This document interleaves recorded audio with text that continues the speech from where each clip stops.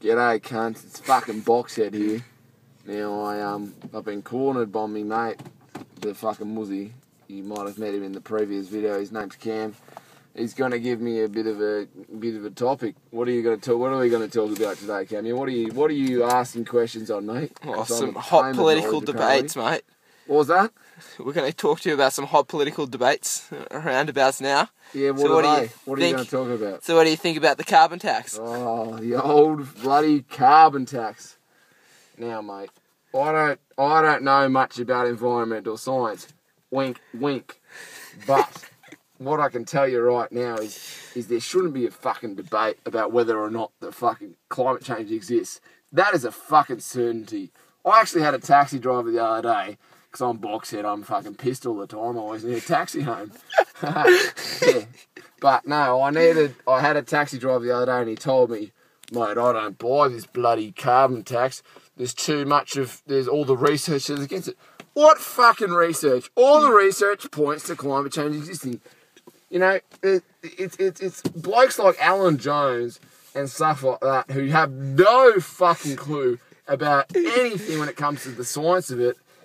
You know, they don't know. And people count them as an expert, you know, like it's such an ironic thing that you have in the news interview when they talk about climate change. They have on one frame they go, and here to debate climate change, here's Alan Jones. And then the next frame you have a fucking eminent scientist like Tim Flannery, who's a fucking genius and who knows what he's talking about. You know, how can you compare the two? You know, Alan Jones, he's a fucking closet homosexual who can't face up to his own fears. And he decides to pour hate on everyone else. And it's the same happening with climate change. And the scary thing is that, you know, the worst part about it is that people fucking listen to him. You know? You got majority of the fucking generations of, you know, the 60 to 100-year-old, I don't know who fucking listen to 2UE or whatever the fuck it is. Anyway, those guys listen to this shit and they all take it in. And those, because of our ageing population, are the majority of our bloody voters. And they don't care. Why the fuck do they care? They're going to die in a few years, you know? But I think the majority of the young generation genuinely care about climate change and realise that it's real and realise that this is going to be happening. And, you know, the carbon tax, yeah, I heard people say, oh, Australia's not like a major contributor of carbon in the... Who cares? It's setting a precedent. You know, it's setting this precedent that, you know, a country can set this thing. You can put financial, what's that word, Kemia? Financial goals. Financial, something, whatever. Financial incentives on the carbon, you know, because unfortunately, the way the world works these days, it's a completely capitalistic system. And the almighty dollar rules the world. And the thing is that, you know, money makes the world go around. If there's no money in preventing climate change, then no one's going to do it, you know? So that's that, unfortunately. So I think the Gillard government has been, you know, incredibly fucking brave to have the balls to actually put a price on carbon, put a financial incentive on actually saving our bloody environment, and good on them. Anyone who doesn't agree is a fucking idiot, you know?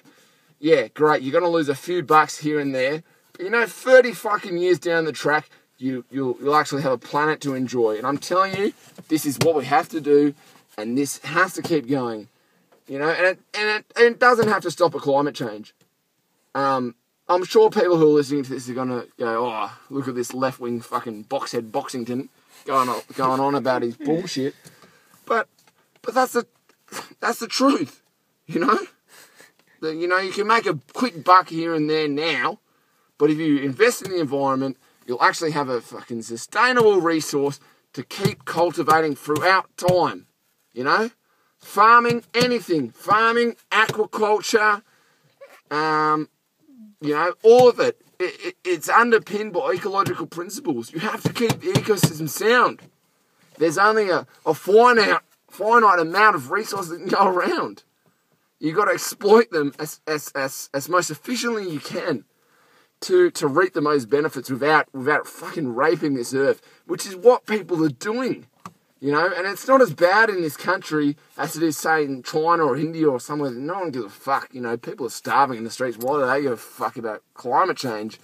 But if a country like Australia can set this precedent, you know, I think it's incredibly important, and I think it will do wonders to the world. You know, people don't care about Australia, but honestly, we're the top 10 GDPs in the world. People do care about Australia.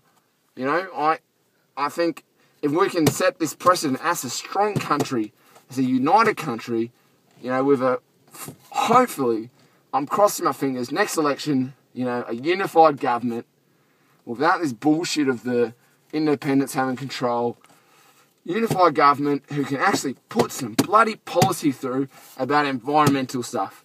It has to happen. We got to set a precedent. Be brave. Look, honestly, be like New Zealand. New Zealand has the most, you know, New Zealand has the best policies on this stuff. You know, Helen Clark, I know she's gone now, but she was brave. Brave. And that's what Julia Gillard has to be. It's not about her being a woman. That's not why people don't like her. They want to have some balls. They want to see a left-wing government that's actually left bloody wing. None of this centre-left bullshit. Actually make some policies.